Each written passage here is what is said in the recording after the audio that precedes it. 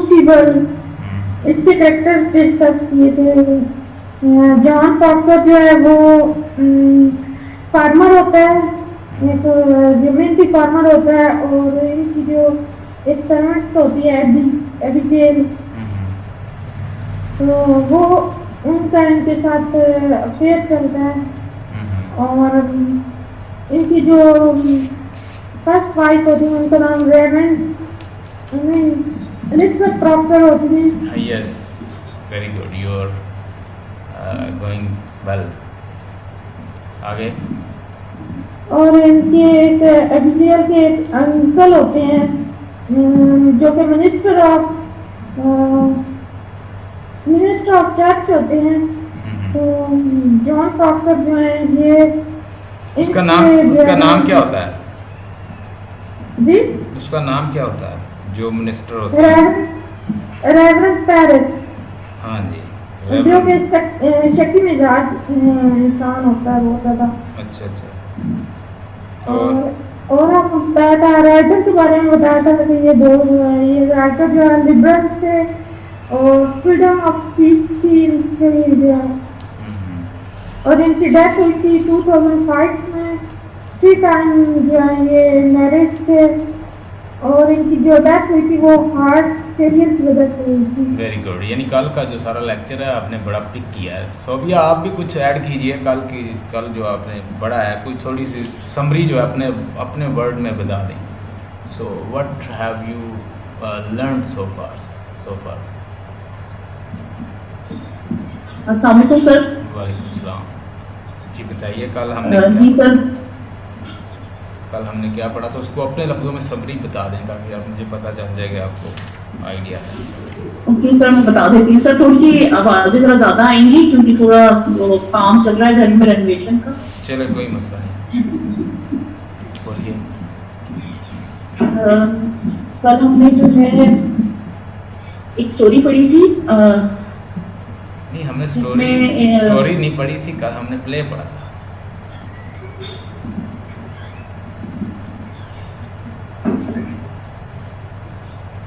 Crucible.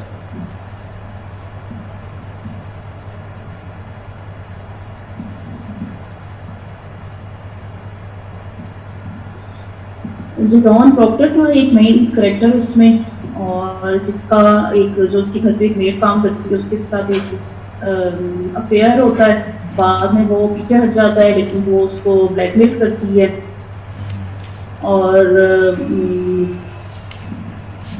क्या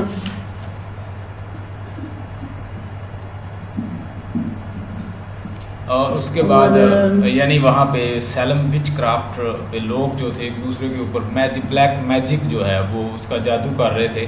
तो उस वक्त ये हाँ जी, वो ब्लैक मैजिक का था कि वो एक उस पे इल्ज़ाम सा लगा देते हैं। और उस टाइम का एक वो था मैकार्थी लॉ। मैकार्थी लॉ तो उसने मैच किया था। उसने मैच किया था। वो 19th सेंचुरी, वो 20th सेंचुरी की बात है, जबकि ये तो 16th सेंचुरी की बात है। उसको मैच किया था उसके साथ, मैकार्थी लॉ के साथ। हाँ जी। और असल में वो उसी लॉ के खिलाफ ही लिखना चाह रहा था, तो ओपनली शायद उस टाइम नहीं लिख सकते थे, तो इस वजह से उसने उसके साथ मैच कर दी बात सामने लाने की कोशिश की। वेरी गुड, ज़रा दोबारा फिर देख लीजिए। जॉन प्रॉक्टर इसका प्रोटैगनिस्ट है और ये एक माउथपीस है हमारे राइटर का, आर्थर मिलर का। जॉन प्रॉक्टर एक irreligious person है। He does not go to church, and whenever he goes to church he sees that the priests they are talking just showing that what priests thinking. They do not explain what God say. यानी वो ये नहीं बताते कि God क्या कहता है, priest जो कहता है वही बातें होती रहती हैं। प्रीस्ट की बातें वो कहता है जितनी दूर से मैं यही काम सुनने आता हूँ, ये बातें सुनने, तो इसलिए वो चर्च नहीं ज़्यादा जाता। अबीगेल विलियम जो है एक 17 साल यंग और एक मेड सर्वेंट थी जो कि एक फार्मर है, उसके यहाँ काम करती थी जॉन प्रॉक्टर के यहाँ। तो उसके साथ अफेयर चलता है, उसकी वाइफ उसको घर से निकाल देती है। वाइफ उसकी होती है एलिजाबेथ प्रॉक्टर जो है वो वाइफ है प्रॉक्टर की, जो कि प्रोटैगनिस्ट है। रेवरेंड जॉन हेल जो है एक यंग मिनिस्टर है, reputed to be expert on witchcraft. ये विच क्राफ्ट के ऊपर बड़ा रेप्यूटेड है और इसे जाना जाता है कि बहुत सारी बुक्स पढ़ी हैं और उसका एक्सपर्ट है और उसे बुलाया जाता है कि भाई ये मामला जो है इसको डील करो।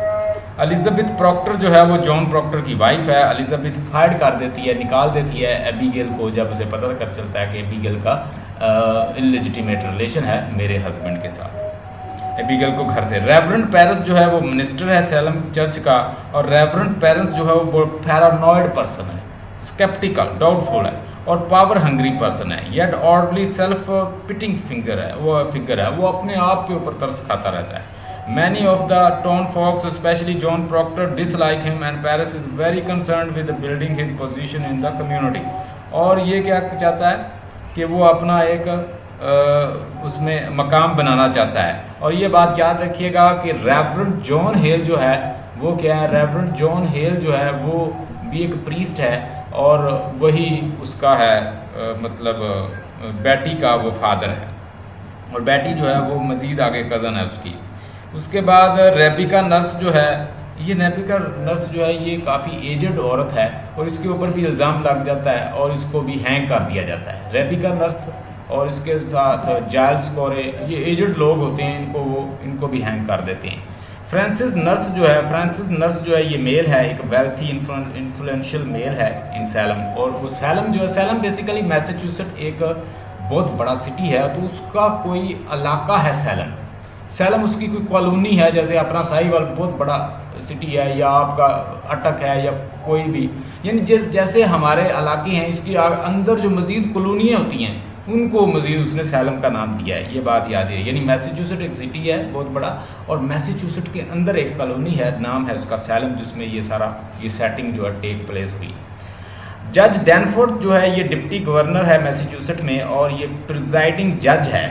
और ये भी क्या करता है, जज डैनफोर्थ और इसके अलावा एक और जज होता है, ये दोनों जज जो हैं ये क्या करते हैं, बेसिकली जज हैथॉर्न ये चाहते हैं कि ज़्यादा से ज़्यादा लोगों को मिंटू से उनसे कन्फेशन करवाई जाए ताकि पता चले कि वाकया ही ये जो हम जिस मसले को उठाए हुए हैं ये मसला एग्जिस्ट कर रहा है, लोग ब्लैक मैजिक कर रहे हैं और विच क्राफ्ट कर रहे हैं और ज़्यादा से ज़्यादा केसेस बनाए जाएँ। तो ये बनाना चाहते हैं, उनसे कन्फेशन लिखवा के पूरा प्रूफ ले लेते हैं ये। जज डैनफोर्थ जो है डिप्टी गवर्नर है मैसेच्यूसेट का और प्रिजाइडिंग जज है। जाइल्स कोरे जो है ये एक एल्डरली और एक फिस्टी फार्मर है सैलम, ये भी एक फार्मर है और बूढ़ा है जाइल्स कोरे, इसको भी वो हैंग करते हैं। थॉमस पुटनम जो है ये लोगों की दौलत हथिया लेता है, मिसाल के तौर पर इस पे ए पे भी इल्ज़ाम लगा दिया, बी पे भी, एक्स वाई जे पे भी, सारे इलाके के लोगों पे ये खुद इल्ज़ाम लगाता और उनको इन्वॉल्व करवा के वहाँ पे गुनाहगार कर देता, उनसे कन्फेस करवा के हैंग करवा देता और ये क्या करता फिर उनकी जायदाद प्रॉपर्टी जो है वो हथिया लेता या उसको अपने नाम लगवा लेता। नाम है थॉमस पुटनम और इसकी एक वाइफ भी होती है, उसकी मिसेस पुटनम जो है उसकी वाइफ है। एन पुटनम जो है थॉमस पुटनम की वाइफ है, नाम है एन पुटनम। और एन पुटनम के यहाँ तकरीबन राउंड अबाउट जो है वो 8 बच्चों ने जन्म लिया, उसमें से 7 बच्चों की डेथ हो जाती है और वो भी वहाँ पे आके कहती है कि ये भी विच क्राफ्ट की वजह से हुआ, जो 7 बच्चों की डेथ हुई है मेरी वो भी विच क्राफ्ट का, वो भी जादू है, वो कहती ब्लैक मैजिक किया गया है। रुथ पुटनम जो है वो पुटनम की एक ओनली सर्वाइव चाइल्ड है, ये एक बेटी है किसकी, थॉमस पुटनम की, और ये भी वहाँ पे बेहोश हो जाती है, ये भी इंसेन हो जाती है, ये भी ड्रामा करती है और इस ड्रामे की वजह से बेसिकली वो वहाँ पे डांस कर रही थी। अब उन बच्चियों ने अपनी जान छुड़वानी थी, इसलिए उन्होंने इल्ज़ाम लगा दिया, शोर मचा दिया कि भाई हमारे ऊपर तो विच क्राफ्ट का साया, इसलिए हम ये कर रही थी।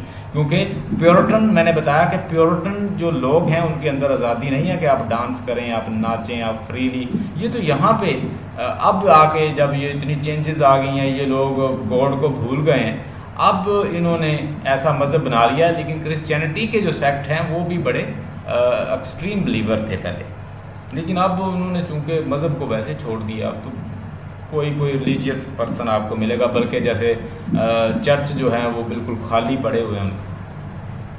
रुथ पुटनम जो है वो बेटी है, मैंने बताया डॉटर है। टटूबा जो है ये एक रेवरेंड पेरिस की ब्लैक स्लेव है, ठीक है, ये टटूबा जो है ये ब्लैक स्लेव है। और मैरी वॉरन जो है ये एक मेड सर्वेंट है, और ये मेड सर्वेंट किसके घर पर काम करती है, ये एबिगेल को इसने रिप्लेस किया है। यानी पहले जहाँ पे एबिगेल काम करती थी उसकी जगह पे अब मैरी वॉरेन ने जगह ले रही है, वो काम कर रही है। और बैटी पेरस जो है, बैटी पेरस रेवरेंड पेरस की ये 10 ईयर ओल्ड डॉटर है। और Betty fall into the strange stupor after the Parris catches her and other girls dancing in the forest Tituba और ये दूसरे लोग जो हैं ये सारे डांस कर रहे होते हैं। पेरिस अल्टीमेटली पकड़ लेता है ऊपर से। अब उन्होंने कोई इल्ज़ाम लगा के अपनी जान छुड़वानी है, उसके लिए स्पेशल एक प्रीस्ट हेल जो है, रेवरेंड जॉन हेल को भी बुलाया जाता है कि भाई जाके चेक करो मसला क्या है, ये क्यों बच्चियाँ ऐसे डांस कर रहे। उसके बाद उसको वो बड़ी बात बढ़ा चढ़ा के बहुत सारे पूरी कॉलोनी को वो इन्वॉल्व कर लेती हैं, उनको हैंग कर दिया जाता है। उन फीमेल उन बच्चों की वजह से, बच्चियों की वजह से बहुत ज़्यादा नुकसान होता है लोगों का। मार्था कोरे जो है जार्ल्स कोरे की 3rd वाइफ है, ये भी एजड है। एज़ेकियल चीवर जो है ये उसकी तरफ से, ये अदालत की तरफ से, कोर्ट की तरफ से पकड़ने आता है कि उसको एलिजाबेथ को अरेस्ट करने आता है, क्योंकि उसके ऊपर इल्ज़ाम लगा देती है कि मेरे, एबिगेल कहती है, एबिगेल को तो गुस्सा है ना कि वो अब यानी वो हट जाए मेरे रास्ते से, तो वो उसके ऊपर एलिजाबेथ के ऊपर इल्ज़ाम लगा देती है कि ये जो एलिजाबेथ है ये मेरे ऊपर विचक्राफ्ट करती है। जज हैथॉर्न जो है who presided along with the Danforth over the witch trial, यानी विच ट्रायल में जब एक एक दो दो तीन तीन जजेस बैठते हैं, तो एक जज का हमने पहले नाम दिया, ये जज हैथॉर्न, वो डैनफोर्थ था, ये जज हैथॉर्न है। ये जज हैथॉर्न और डैनफोर्ड ये दोनों जो हैं ये वहाँ बैठते हैं और ये फैसले करते हैं। उन्होंने बहुत सारे लोगों को हैंग कर दिया। हैरिक जो है ये मार्शल ऑफ सैलम है और मैरी ल्यूइस जो है ये सर्वेंट है थॉमस पुटनम का और हाउस होल्ड में। तो अब इसकी ज़रा समरी फिर देख लीजिए। समरी मैंने आपको कल भी बताई थी। अच्छा, इसके 4 एक्ट हैं।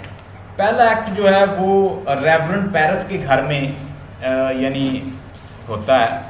पहले एक्ट की जो सेटिंग है वो रखी गई है। टोटल इसके 4 एक्ट हैं।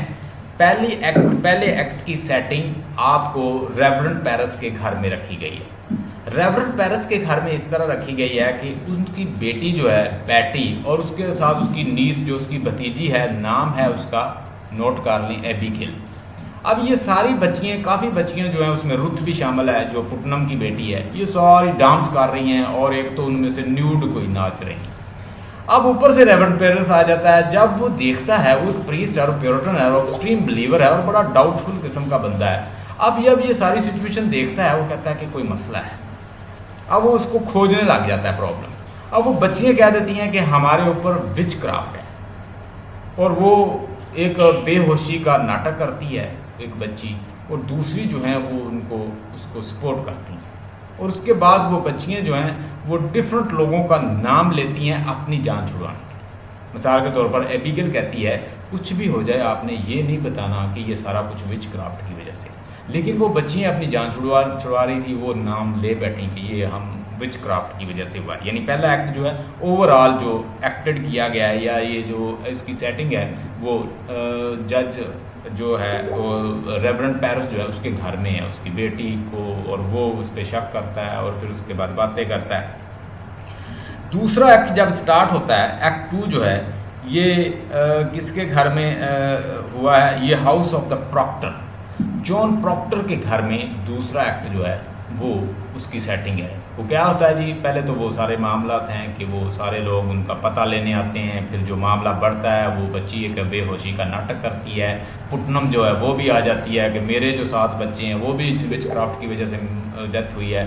और उसके बाद बेटी जो है वो तो ड्रामा किए हुए है जो उसकी बेटी है रेवरेंड पेरिस की। अब ये सारे मामला चल रहे हैं तो मैरी वॉरेन जो है वो भी वहाँ पे आती है। अब मैरी वॉरेन वो सारे सीन को देखती है, बातें जो हो रही हैं, ट्रायल हो रहा है, डिस्कशन हो रही है, लोगों को पकड़ा जा रहा है, जार्ल्स कोरे को पकड़ा जा रहा है और वो नर्स जो है उसको पकड़ा, रेबिका नर्स को पकड़ा जा रहा है। इस तरह के एजेड लोग जो रिस्पेक्टेड लोग हैं उनके ऊपर शक किया जा रहा है, उन्हें पकड़ा जा रहा है, ट्रायल चल रहा है। और वहाँ कोर्ट के अंदर मैरी वॉरेन भी आई है। मैरी वॉरेन वहाँ बैठे बैठे एक डोल जो है बनाती है, उसके अंदर जो कुछ नीडल्स जो है वो उसके अंदर ठोंस देती है। उन नीडल्स को एक गुड़िया के अंदर, एक डोल के अंदर जब वो ठोंसती है तो वो क्या करती है, वो बैठे बैठे बना देती है ऐसे जैसे फॉर फन। मैरी वॉरेन वहाँ से उठ के सीधी जाती है अपनी मालकन के घर जो कि एलिजाबेथ है। वहाँ पे जॉन प्रॉक्टर भी आ जाता है और वहाँ पे डिस्कशन करती है कि आज इतने लोगों को पकड़ पकड़ के ये बातें हुई हैं। तो जॉन प्रॉक्टर भी कहता है और एलिजाबेथ कहती है कि जॉन प्रॉक्टर तुम जाओ और बताओ ना कि ये किस तरह की एबिगेल, ये तो एक बहुत वाइल्ड करैक्टर औरत है, बुरी करैक्टर वाली ये लड़की है, तो तुम जाके इसके बारे में बताओ। वो एनी हो इस मामलात में नहीं पढ़ना चाहता कि जैसे ही वो बताएगा तो उसके अपने भी सारा जो भी किया धरा है वो सामने आएगा, तो वो नहीं चाहता इन मामलात में आना। कौन? John Proctor. लेकिन वो उसे कहती है जाके सही मामला बताओ कि ये खुद लड़कियां ठीक नहीं है और ये बड़े मौजूद लोगों को इसमें इन्वॉल्व करती हैं। मैरी वॉरेन उसको सारी सिचुएशन के बारे में बताती है और ये एक्ट जो है किसके घर में परफॉर्म किया जा रहा है? ये घर जॉन प्रॉक्टर के घर। तीसरा एक्ट जो है वो टेक प्लेस होता है सैलम वाली जगह। अब जो दूसरा एक्ट है, जब ये सारे मामला चल रहे होते हैं उस वक्त वहाँ पे रेवरेंड हेल जो है वो आता है। रेवरेंड हेल आता है। रेवरेंड हेल एक प्रीस्ट है और उसने बहुत सारी बुक्स पढ़ी हैं। वो आके कुछ कमांडमेंट पूछता है जॉन प्रॉक्टर से, जो कि जॉन प्रॉक्टर को नहीं आती क्योंकि वो अक्सर चर्च ही नहीं जाता। जबकि मैरी वॉरेन से वो एलिजाबेथ से जब वो कुछ 10 कमांडमेंट पूछता है बाइबल की, तो वो फ़ौरन बता देती है क्योंकि वो बाइबल को अक्सर पढ़ती रहती है, तो वो बता देती है। उसके बाद वो कहता है, वो एक कमेंट पास करके जाता है रेवरेंड हेल कि अगर जो गॉड पे जो जिसको गॉड पे यकीन हो और उसको 10 कमांडमेंट भी आती हो, वो बंदा इन चीज़ों से मुतासर नहीं होता, इन ब्लैक मैजिक से। ये वो कमेंट करके जाता है। एक्ट 3 स्टार्ट होता है। ये टेक प्लेस होता है मीटिंग हाउस में, जहाँ पे लोगों को बुला के उनको इन्वेस्टिगेशन किया जाता है। ये वहाँ पे तीसरा एक्ट जो है ये परफॉर्म किया जाता है। चार्ल्स कोरे, फ्रांसिस नर्स, थॉमस पुटनम और ये सारे लोग जो हैं ये वहाँ मौजूद हैं। थॉमस पुटनम मैक्सिमम लोगों को इन्वॉल्व कर रहा है और चार्ल्स कोरे और फ्रांसिस नर्स ये सारे बता रहे हैं कि ये जो लोग हैं, यानी वहाँ पे जो जज डैनफोर्ड है या दूसरे दीगर जजेस हैं, उनको वो बता रहे हैं कि ये जो थॉमस पुटनम है ये हम लोगों को, गरीब लोगों को इसलिए इन्वॉल्व कर रहा है, मैक्सिमम लोगों को, ताकि ये हमारी प्रॉपर्टी को अपने नाम लगवा ले और हम लोगों को हैंग करवा दे। तो वो उसके बारे में, उसके कैरेक्टर को यहाँ पे बताते हैं। वो यहाँ पे हम ये भी देखते हैं कि जो जॉन प्रॉक्टर है वो बताता है कि ये प्रोस्टिट्यूट है एबिगेल, इसकी बातों का यकीन ना करें। ये चूंकि मेरा और इसका फिजिकल रिलेशन रह चुका है, ये एक प्रोस्टिट्यूट औरत है, ये एक होर है और you should not trust on this girl, she is not good girl. इस गर्ल के ऊपर आप ना ट्रस्ट करें, इसका तो मेरे साथ भी रिलेशन रह चुका है। वो बहुत सारी बातें करता है और वो कहता है इसको नौकरी से भी इसलिए निकाला गया है चूँकि ये मेरे साथ इसके लेजिटिमेट रिलेशन थे, तो इसलिए निकाला गया। जब वो उसको प्रोस्टिट्यूट साबित करने की कोशिश करता है तो वो एक और चाल चलती है। वो कहते हैं कि चलें जी इसकी वाइफ को बुलाएं कि प्रोस्टिट्यूट है। तो फिर प्योरिटन जो थे वो बड़े सख्त बिलीवर हैं और वो इस चीज़ों के बड़े खिलाफ। फ़ौरन उसकी वाइफ को बुलाया जाता है। उसकी वाइफ ये सोचती है कि अगर मैं बताऊंगी कि जॉन प्रॉक्टर का इसके साथ ताल्लुक है तो ये प्योरिटन है, ये उसको कोई सजा दे देंगे मेरे हस्बैंड को। वो कहती नो, मैंने अपनी पर्सनल प्रॉब्लम की वजह से, यानी इसने ये काम अच्छा नहीं करती थी, मैंने इसलिए निकाला था, इसके मेरे हस्बैंड के साथ कोई ताल्लुक नहीं है, मेरा हस्बैंड तो बहुत शरीफ है। अब वहाँ पर टोटली झूठा पड़ जाता है जॉन प्रॉक्टर के लिए मसला और बढ़ गया। अब जैसे ही जॉन प्रॉक्टर आता है तो जॉन प्रॉक्टर साथ मैरी वॉरेन को भी लेकर आया है। वो चाहता है कि आप क्लियरली सब कुछ क्लियर, वो कहता है कि बताओ मैरी वॉरेन को कि तुम जो हो ये सारे जो लोग हैं ये झूठ बोल रहे हैं और ये एक ड्रामा चल रहा है। तो जैसे ही वो उसको कहता है मैरी वॉरेन को तुम बताओ, तो वो मैरी वॉरेन के ऊपर इल्ज़ाम लगा देती हैं लड़कियां कि हमें तो इसके अंदर शैतान नज़र आ रहा है। मैरी वॉरेन के अंदर वो शोर मचाती हैं, दूसरी लड़कियां भी शोर मचाती हैं। वो कहते हैं कि मैरी वॉरेन को भी अरेस्ट कर लें क्योंकि इसके अंदर शैतान है, बच्चियों को शैतान नजर आ रहा है। अब एक शोर मचाती है, सारे शोर मचा रहे। अब मैरी वॉरेन को पकड़ लिया जाता है। मैरी वॉरेन ऊपर से मुकर जाती है। वो भी कहती है मैं तो यहाँ पे आना नहीं चाहती थी, मुझे तो जॉन प्रॉक्टर लेकर आया। सारे आर्गूमेंट जॉन प्रॉक्टर के खिलाफ जाते हैं। जॉन प्रॉक्टर जब एलिजाबेथ के सामने आता है, जब एबिगेल के सामने आता है, तो एबिगेल शोर मचाती है कि मुझे इसमें विच नजर आ रही है। अब वो सारे चूंकि प्योरिटन है और वैसे भी वो चर्च नहीं जाता, तो सारे मिलके जॉन प्रॉक्टर को अरेस्ट करवा देती। चौथा सीन जो है वो उस जगह पे परफॉर्म किया जाता है जहाँ पे इन सब को हैंग किया जाना है। अल्टीमेटली 4 एक्ट जो है वो टेक प्लेस होता है सैलम जेल के अंदर। सैलम जेल के अंदर जज डैनफोर्थ और जो दीगर लोग हैं वो उसको कायल करते हुए नजर आते हैं, और एलिजाबेथ भी कायल करती नजर आती है। जॉन प्रॉक्टर से कहती है कि तुम इंडोर्स कर लो, लिख के दे दो इनको कन्फेशन, तुम्हारी जान बच जाएगी, हमारे बच्चे हैं। वो कहता है चले मैं अपने बच्चों के लिए लिखने के लिए तैयार हूँ। लेकिन उसके साथ वो जब रेबिका नर्स को देखता है, दीगर लोगों को देखता है, वो अपनी जान दे रहे होते हैं लेकिन अपने मौक़िफ़ से पीछे नहीं हटते। तो वो कहता है कि जब वो कन्फेशन लिखने की कोशिश करता है, वो कहते हैं, उनमें से एक जज कहता है तुम इनके साथ भी लिखो, तुम्हारे साथ कौन कौन से। वही अल्फाज जो पूछे गए थे आर्थर मिलर से, वही इससे पूछे जाते हैं। अब हमें ये बताओ कि तुम्हारे साथ और कौन कौन से विचक्राफ्ट परफॉर्म करने हैं। वो कहता है मैं अपनी सोल तो बेच सकता हूँ लेकिन दूसरों की सोल नहीं बेच सकता, अपने साथियों की। मैं उसी रास्ते पे अब चलूँगा जिस पे मेरे दूसरे साथी चल रहे हैं। उन्होंने अपनी जान दे दी लेकिन अल्फाज नहीं, मुंह से कुछ अल्फाज नहीं बोले। तो कहता है वो उसको पकड़ता है उस कन्फेशन नामे को, यानी माफ़ी नामे को, और वो उसको फाड़ देता है। और उसके बाद डैनफोर्थ जो है वो और जज हथॉर्न जो है वो उसके ख़िलाफ़ कहते हैं कि हैंग टिल डेथ लिख देते हैं, और he was ultimately die. Round about 20 year back after कहते हैं कि दोबारा इस मसले को रिव्यू किया जाता है, तो पता चलता है कि सारे लोग जो थे वो विदाउट फॉल्ट हैंग कर दिए गए। अमेरिका के अंदर तब भी जैसा भी है सिस्टम तो एक है, तो जब उनको दोबारा रिव्यू किया गया तो पता चला कि वो सारे बेकसूर थे। अच्छा जी, ऊपर देखिए, आपके सामने स्क्रीन नज़र आ रही है।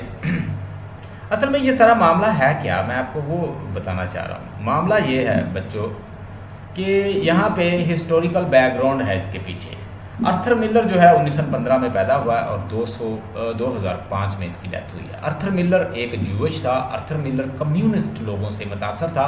रशियन का जो सिस्टम है वो कम्युनिस्ट है, जबकि अमेरिका का जो है वो कैपिटलिस्ट है। दोनों जो हैं वो पोल्स अपार्ट हैं एक दूसरे से। इवन कि उनका मीडिया देख लें तो वो एक दूसरे के खिलाफ अक्सर बोलते रहते हैं। After the second world war जब हिटलर को फतह कर लिया गया और अल्टीमेटली अमेरिकन, रशियन और इंग्लैंड और फ्रांस और ये सारी ताकतें मिली हुई थी, और एक साइड पे हिटलर था तो एक साइड पे इटली था। इटली और ये 3 कंट्री के नाम नोट कर लें, इटली और जर्मनी और जापान, ये समझ लें एक ब्लॉक था। यानी ये उस वक्त बड़ी ताकतें थी। ये आप ऐसे ना समझें कि छोटी मोटी, ये बड़ी ताकतें थी उस वक्त। अब बाकी सारी दुनिया समझ लें इनके खिलाफ थी। हाँ जी, कौन था खिलाफ? अमेरिका खिलाफ था, रशिया खिलाफ था। ये जिसके साथ जो भी आगे से बोलता है हिटलर उसके लिए 20 लाख आर्मी भेज देता लड़ने के लिए, यानी फैसले वो बेशक वक्त करता। तो वो रशिया के साथ भी लड़ता है, अमेरिका के साथ भी पंगा ले लिया। ये सारे मिलके कंट्री फिर बेशक वक्त उस पर हमला करते हैं, तो आखिरकार वो हार जाता है। अब वो जापान जो है, जो उनका अलायंस में आता था जर्मनी के, अब वो काबू नहीं आ रहा था, उसके ऊपर उन्होंने बम गिरा दिए और वो भी पकड़ा गया, वो भी सरेंडर कर गया। अब यहाँ पे ये हुआ कि वो सारे हिटलर के साथ थी और वो सारे लोग जो हैं मारे गए। अब एक ही सुपर पावर बन गई है, वो अमेरिका है, सेकेंड वर्ल्ड वार के बाद, 1945 के बाद।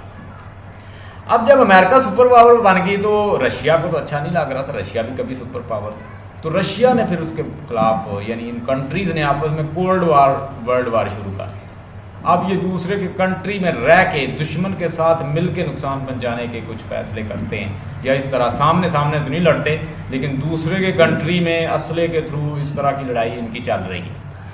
अच्छा, Arthur Miller was a life long defender of artist whom he believed to have a social role of the political, critical and the challenge public idea.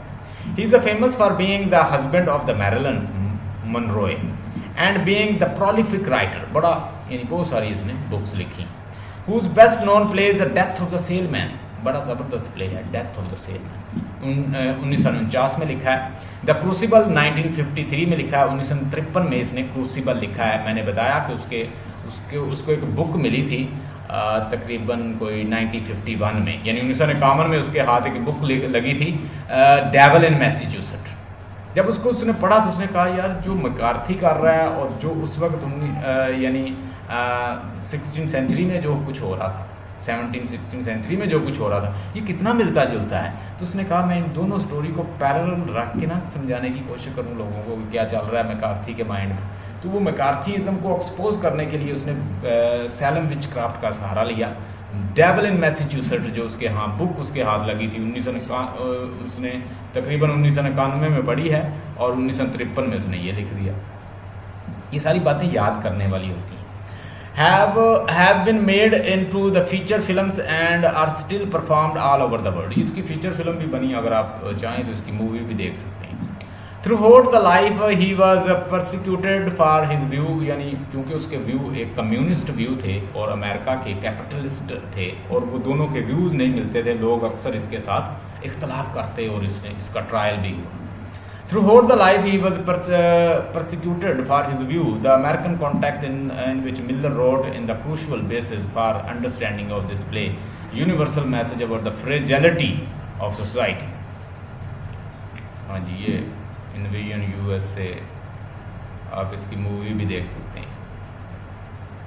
Historical background, house un American activity committee, ये HUAC का मतलब है house un American committee. मैंने कल बड़ा detail discuss किया कि McCarthy ने एक लॉ इंट्रोड्यूस करवाया और उसके अंदर उसने कहा कि यहाँ पे बहुत सारे कम्युनिस्ट लोग हैं और वो एक दूसरे की सपोर्ट करके लोगों को प्रचार कर रहे हैं कम्युनिज्म का, और यहाँ पे एक दिन रेवोल्यूशन आ जाएगा कम्युनिज्म का, सारे रशियन हो जाएंगे, रशियन नवाज हो रहे हैं लोग, तो किस तरह से हम उनकी अन अमेरिकन लोगों की एक्टिविटी को कंट्रोल करेंगे। उनका वो ट्रायल करना शुरू कर देते हैं, उनको पकड़ लेते, उठा के ले जाते, मिसाल के तौर पर किसी ने दाढ़ी रखी उसे उठा के ले गए ये टेररिस्ट है। तो इस तरह इस बेस पे अब बहुत सारे जो पठानों को तो वो यानी वहाँ पे अक्सर खड़ा रखते हैं, उनकी तलाशी वगैरह लेते हैं, तो बहुत सारे सिख कहते हैं जब हम जाते हैं तो वो हमारी भी तलाशी लेते हैं, वो कहते हैं कि शायद ये भी कहीं मुसलमान ना हो। The Congregationalist Committee formed in 1938 as the Dice Committee to investigate the allegations of the communist infiltrations into the infiltration के दाखिल होना, कि अमेरिकन जो है अमेरिकन एडमिनिस्ट्रेशन में बहुत सारे लोग जो हैं वो कम्युनिस्ट दाखिल हो रहे हैं, तो हम इनकी छानबीन करते हैं। Develop into its more sinister permanent form as house of un American activity in 1945। तो उसने एक लॉ इंट्रोड्यूस करवा लिया कि हम अब इनको बड़ी इनकी अच्छी तरह इनकी छानबीन करेंगे। Supported by the high-profile view of the Senator Joseph McCarthy, whose name was become synonymous with the McCarthyist witch hunting, और उसको नाम ही उन्होंने फिर दे दिया कि ये विच हंटिंग की एक्टिविटी में इन्वॉल्व है McCarthy. House of un American activity was very active in 1950 and 90, यानी 1950 से 1960 तक उन्होंने पकड़ के लोगों को, बहुत सारे लोगों को ट्रायल किया, इवन के अर्थर मिलर को पकड़ के इसको भी उन्होंने कहा बताओ तुम्हारे साथ कौन कौन। House of un American activity claim to be the weeding out के वो सारे रिमूव कर देंगे, ख़त्म कर देंगे, हज़फ कर देंगे, लोगों को निकाल देंगे, किन को, out unseen enemy of the America, ऐसे लोग जो अनसीन एनिमी हैं, including the communist fellow travelers, people tainted simply by associations, people tainted या trained simply by associations, a network of informers, moles and the double agent came into the being and people under the interrogations were encouraged to name others। यानी जो बंदे को पकड़ दे, जैसे अर्थर Miller को पकड़ा वो कहते दूसरों का नाम भी, यानी यही बात वो जॉन प्रॉक्टर से आखिर में भी कहते हैं भाई दूसरों का भी नाम लिखो कौन कौन इन्वॉल्व। आगे जी कहता है anyone might be suspect under the house un American regime के अंदर जो भी पकड़ा जाता क्या करते हैं उनको, including the artist such as the Hollywood Sammons, a group of the blacklisted actors and writers, director Miller was also victimise, और मिलर को भी पकड़ा गया, वो भी विक्टिमाइज हुआ किसका, and had his passport cancel for some time, उसका पासपोर्ट भी कैंसिल कर दिया। Crucible first audience and the critic inevitably made the connection between the Washington House of Un-American hearing and the Salem's witch hunt। अब उसने कोशिश की कि वो ऐसा कुछ वर्क लिखे विच क्राफ्ट और जो सैलम विच हंट था और जो उस वक्त हाउस ऑफ अन-अमेरिकन एक्टिविटी चल रहा था उनको पैरेलल दिखाए। Miller draw another sinister parallel, और उसने फिर पैरेलल दो चीज़ों को, जब दो चीज़ों को ऐसे आमने सामने रख के कंपेयर किया जाता है ना उसको कहते हैं पैरेलल। तो तो उसने एक साइड पे तो house of un American activity को रख दिया मैकार्थी को, दूसरी सैलम विच हंटिंग को रख दिया। उसने कहा देखो ये जो कुछ कर रहा है ये वही चल रहा है। नेक्स्ट टाइम ये देखे पकड़ पकड़ के उनको कर रहे हैं। Salem, Massachusetts in 1692 was a small settlement in the far north of east of the USA। वही बातें जो मैंने पहले बताई हुई हैं कि ये सैलम जो है ये इलाका है मैसेच्यूसेट्स का, ऐसे कोई कॉलोनी है छोटी सी, और उस कॉलोनी में ऐसे औरतों, मैक्सिमम औरतों को ऐसे हैंग कर दिया गया था। प्योरिटन वहाँ पे बहुत ज़्यादा थे और वो लोगों को इस तरह नुकसान पहुँचा रहे थे। हाँ जी,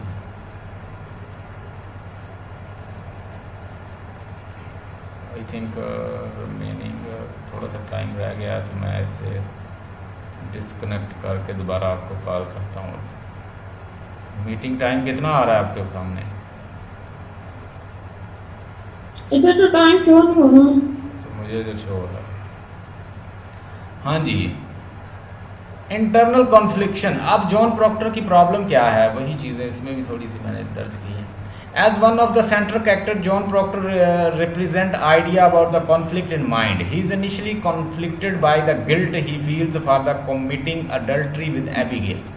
उससे एक गुनाह हुआ कि उसने illegitimate relation setup कर लिया एक Abigail, एक 17 साला यंग लड़की से।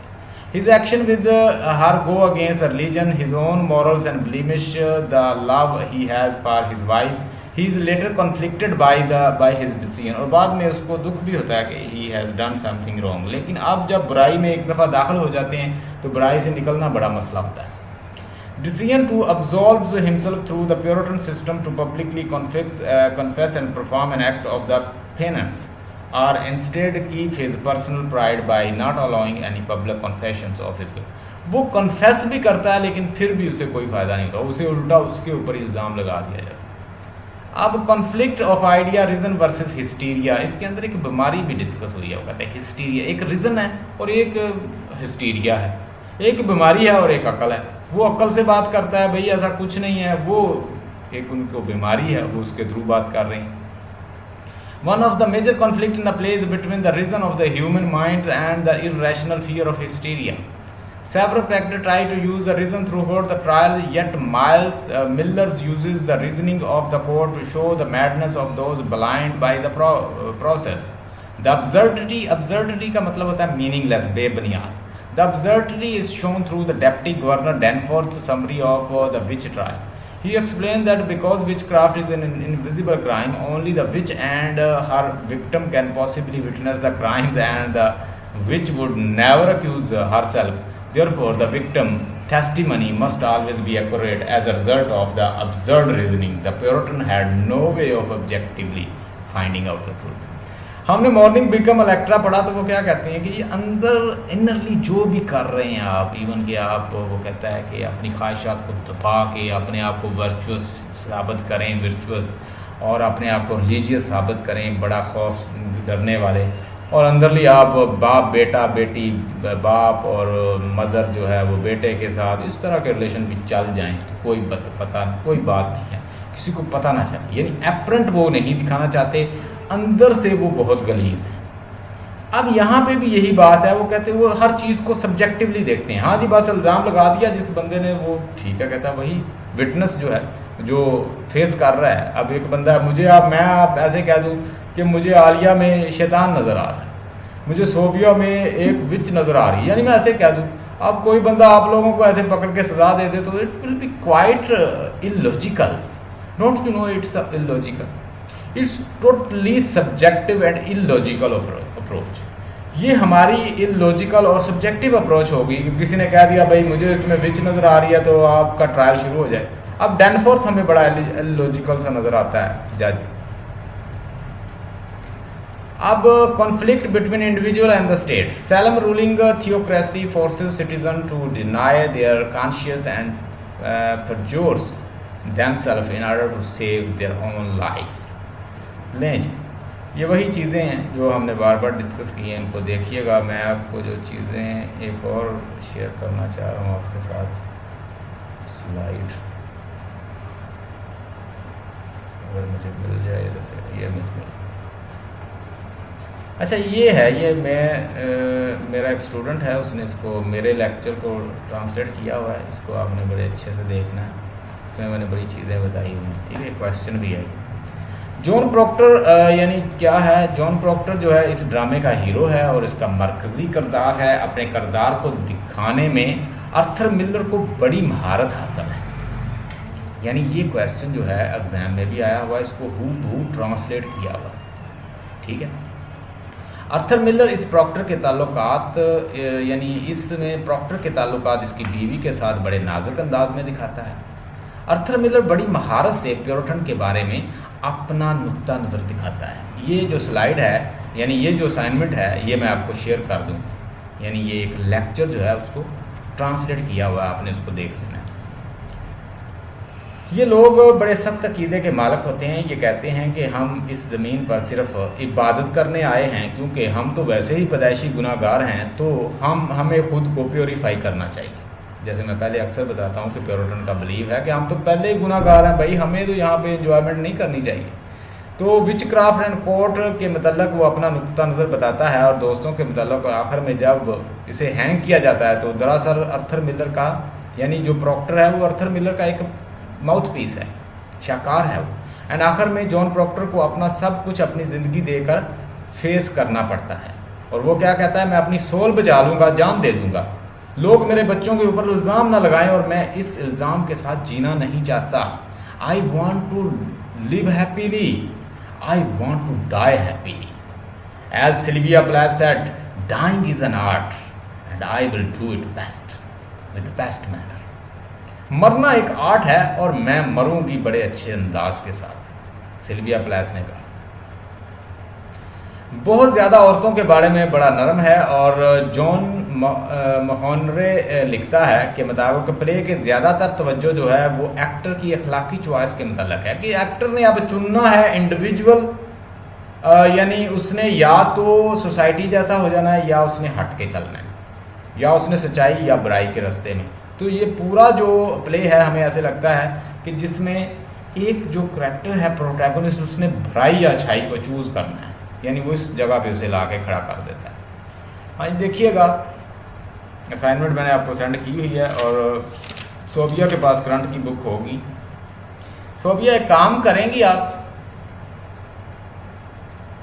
सोबिया बात सुनिएगा, ये हमारी स्टूडेंट है आलिया। आलिया को प्रॉब्लम है, इसके पास करंट की बुक नहीं है अमेरिकन लिटरेचर, तो आप अगर उधर से ख़रीद के तो इसको एक बुक सेंड कर देंगी, आपको पैसे सेंड कर देगी, ऐसा हो सकता है।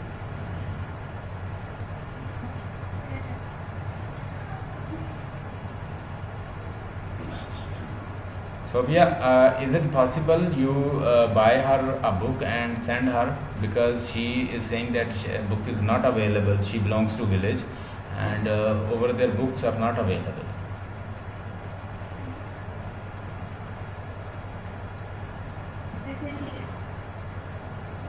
या फिर दूसरा मेथड ये है कि जो हम पढ़ने लगे हैं तो मैं आपको बता दिया करूँ, उसको स्नैपशॉट सेंड कर दिया करें। एक मेथड ये है, फिर ये सेव करती जाएँ, और दोनों में से हमने एक चुनना है। So अभी आर यू लिसनिंग टू मी?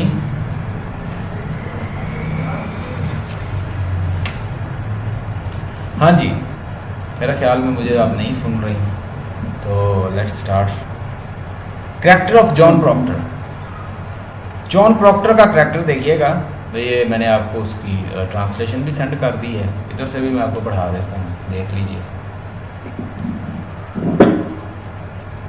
ये 2006 में 7 में क्वेश्चन आया हुआ है PU।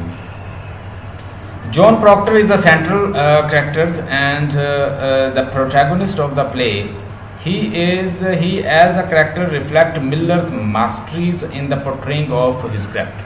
जैसे उसके अंदर मैंने उसको ट्रांसलेट किया हुआ हूबहू वैसे ही है। तो चूँकि मैंने इसको ट्रांसलेट उसमें किया हुआ है, तो मैं इसको आपको यानी जो इसकी मेन चीज़ें हैं वो बताता हूँ, आपने इसको खुद पढ़ना है। ट्रांसलेशन आपको हूबहू उधर से मिल जाएगी। पहली चीज़ है इसका introduction. You will explain the character of the John Proctor. सबसे पहले आप इसके अंदर जॉन प्रॉक्टर का जो कैरेक्टर है वो इंट्रोड्यूस करेंगे। जब आप जॉन प्रॉक्टर के बारे में लिखेंगे you will tell John Proctor is a mouthpiece of the Arthur Miller. As Arthur Miller is well versed in portraying horror characters, so he has portrayed this character with well versed manners, and he is in fact the mouthpiece of the Miller. As McCarthy asks from the Miller, who are with you? You tell me. The same way Danforth and Judge Hawthorne, they ask him, you write the name of those persons they are involved in the witchcraft. भाई उनके भी नाम लिखो जो तुम्हारे साथ involve हैं। तो ये करेक्टर एक माउथ पीस है।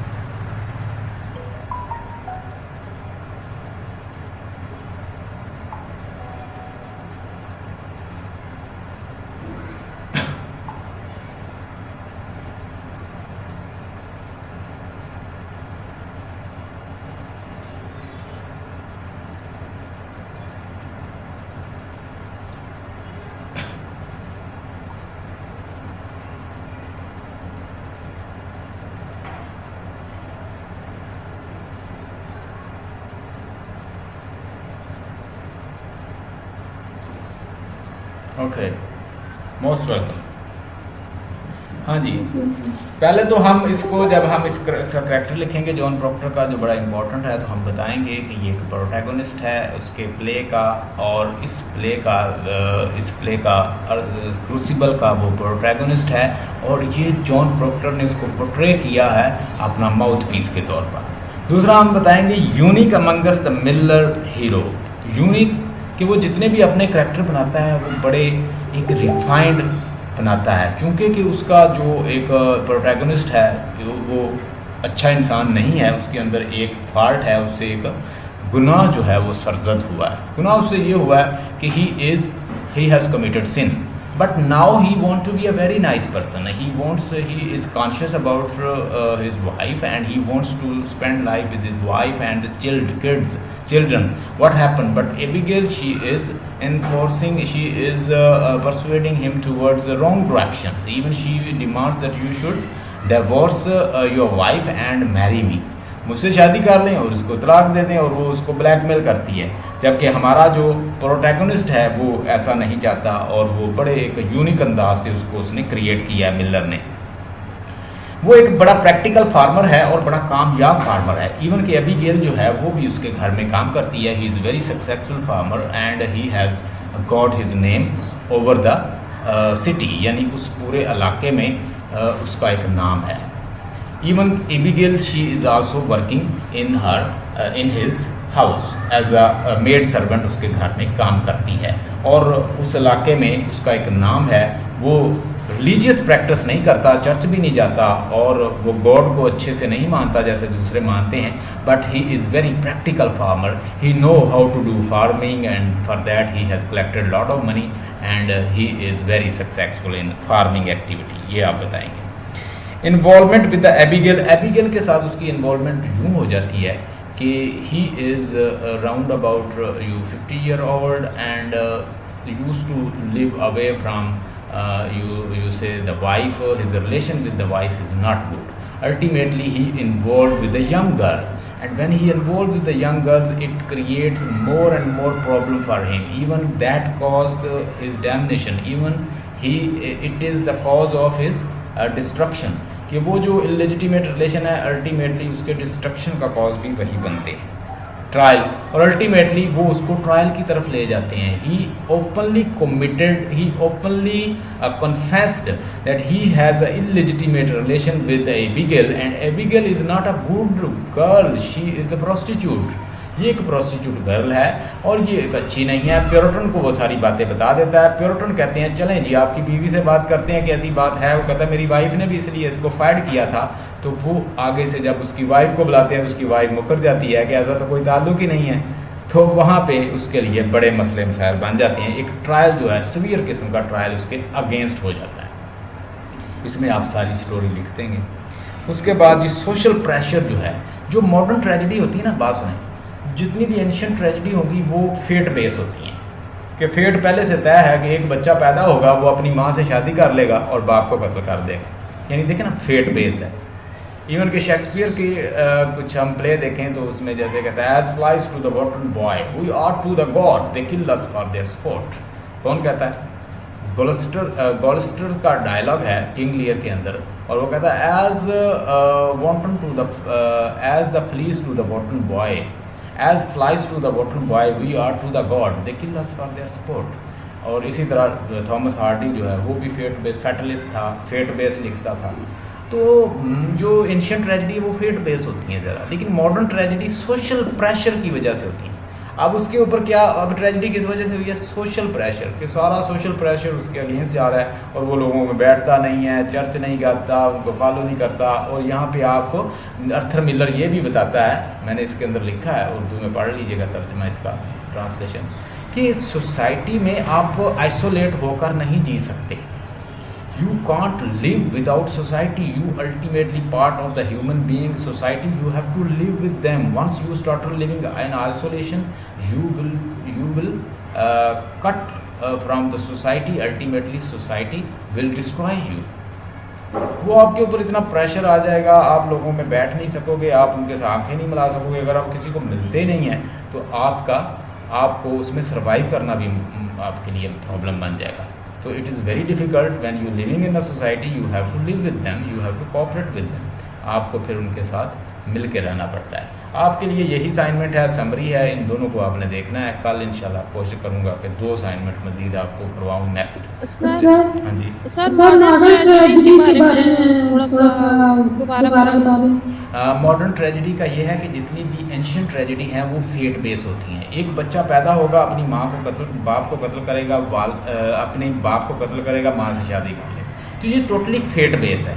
लेकिन मॉडर्न ट्रेजेडी जैसे हेडा गैबलर की ट्रेजेडी है, मॉडर्न ट्रेजेडी है। जैसे आपको मैंने अभी ये भी एक ट्रेजेडी है जॉन प्रॉक्टर की, तो ये सारी सोसाइटी जो है वो उसके खिलाफ है।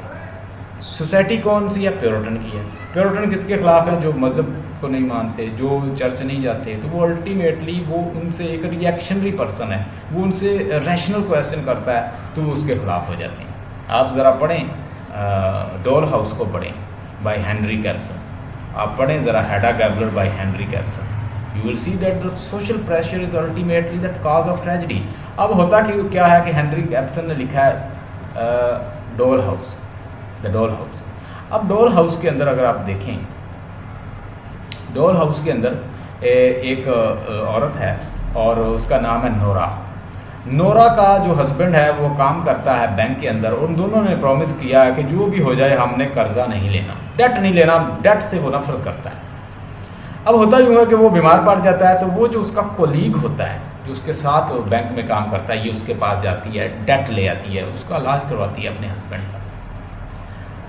अब उससे बातें भी करती है, लेकिन वो इतनी हद तक नहीं कि उसके साथ वो इतने जो हेनरी कैप्सन करैक्टर बनाता है ना, तो वो कहता है कि मेल और फीमेल का आपस में मिलना या बात करना, कहता है इससे ये नहीं होता कि वो प्रोस्टिट्यूट है फीमेल।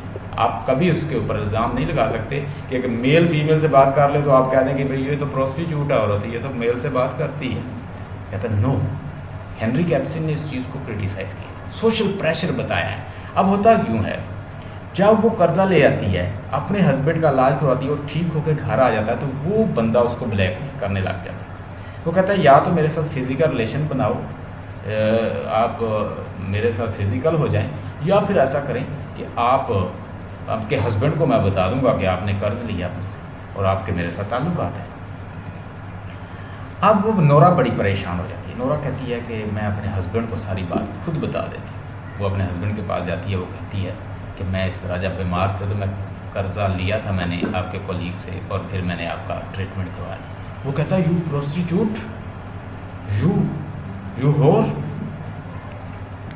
यू कहता तुम क्या हो, तुम कहता है प्रोस्टिट्यूट हो, तुमने अपना जिस्म बेचा है, तुम उसके पास क्यों गई। तो वो उससे काफ़ी बातें करता है। उसके बाद वो कहती है कि मैं तुम्हारा घर छोड़ के जा रही हूँ। वो कहता है तुम्हें पता है तुम वाइफ हो, तुम बच्चों की माँ हो, तुम कैसे छोड़ के जा सकती। कहती मैं इन सब को छोड़ के जाऊँ, मैं सारी शक्ल को तोड़ूंगी। तो सोसाइटी वर्सेस एक इंडिविजुअल, तो वो फैसला करती है, वो उसे छोड़ के चली जाती है। तो हमेशा ट्रेजेडी का काज क्या बनती है, सोसाइटी, मॉडर्न ट्रेजेडी। ये इंशाल्लाह ताला हम मॉडर्न ट्रेजेडी में बड़ा डिटेल से पढ़ेंगे। Stay blessed and have a nice time. I hope you enjoyed today's lecture and you have learned a lot. अगर आप कुछ लर्न करते हैं साथ साथ कमेंट भी किया करें, ताकि I know what ever I am doing is it good और बैड। जो मैं कर रहा हूँ या मैं जो एफर्ट कर रहा हूँ आपको कुछ फ़ायदा हो रहा है तो उसको मुझे कमेंट किया करें। Stay blessed and have a nice time.